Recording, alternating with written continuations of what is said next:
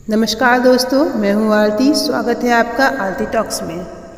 एक भिखारी था जो अपने जीवन से परेशान हो चुका था, क्योंकि उसे अपने जीवन को चलाने के लिए भीख मांगनी पड़ती थी। उसे हर एक चीज़ के लिए भीख मांगनी पड़ती थी। इसी बात को लेकर वह हमेशा दुखी रहता था और दिन भर यही सोचता कि कैसे उसके जीवन में बदलाव आएगा। यह सोचकर वह निराश हो जाता। वह हर दिन देखता कि बहुत सारे लोग निराश होकर आंखों में आंसू लिए और विभिन्न चिंताओं से परेशान लोग गौतम बुद्ध की तरफ जाते और वापस लौटते समय वे लोग बहुत ही खुश होते थे। वह भिखारी यह नहीं समझ पा रहा था कि गौतम बुद्ध उनके साथ ऐसा क्या करते थे कि वे लोग बेहद खुश हो जाते थे।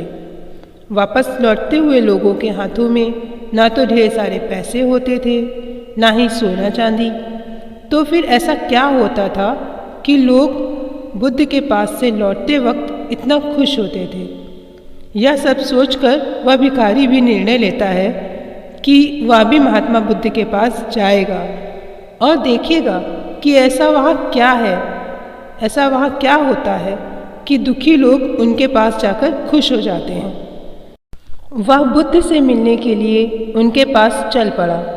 जहाँ बुद्ध मौजूद थे वहाँ बहुत लंबी कतार लगी हुई थी, तो वह भिखारी भी कतार में लग गया।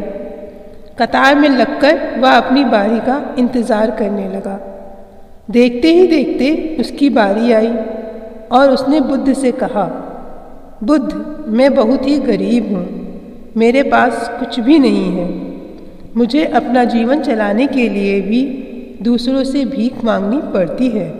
अब आप ही बताइए कि मैं अपने जीवन को कैसे बेहतर कर सकूं। यह सब सुनकर बुद्ध ने कहा, तुम गरीब नहीं हो, तुम्हें ऐसा लगता है, क्योंकि आज तक कभी तुमने किसी के लिए कुछ भी नहीं किया। ना ही तुमने कभी किसी को दान दिया, ना ही तुमने दूसरों के लिए कुछ किया। यह सब सुनकर भिखारी के मन में एक आशंका जाग उठी। अपनी आशंका को दूर करने के लिए भिखारी ने पूछा, मैं तो एक भिखारी हूँ, मैं लोगों को दान कैसे दे सकता हूँ और कैसे लोगों की सहायता कर सकता हूँ। मुझे तो खुद अपना जीवन चलाने के लिए दूसरों से मांगना पड़ता है।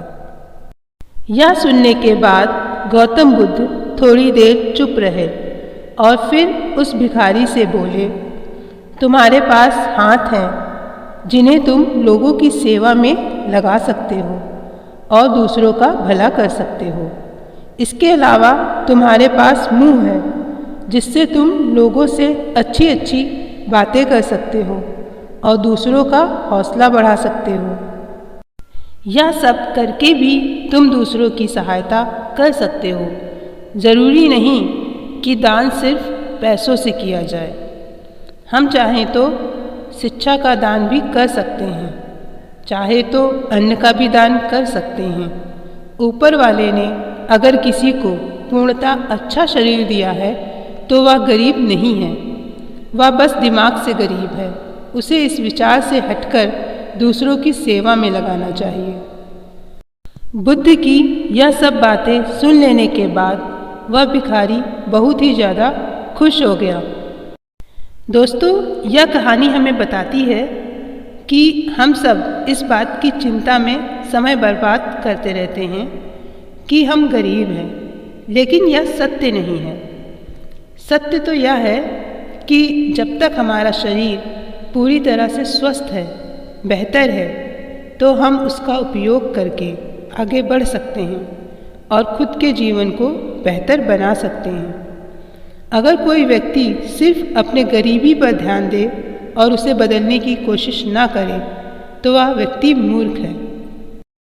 इसके अलावा यह कहानी हमें यह भी सिखाती है कि दान सिर्फ धन का ही नहीं होता, शिक्षा, भोजन, अच्छे विचार आदि का भी दान किया जाना जरूरी है।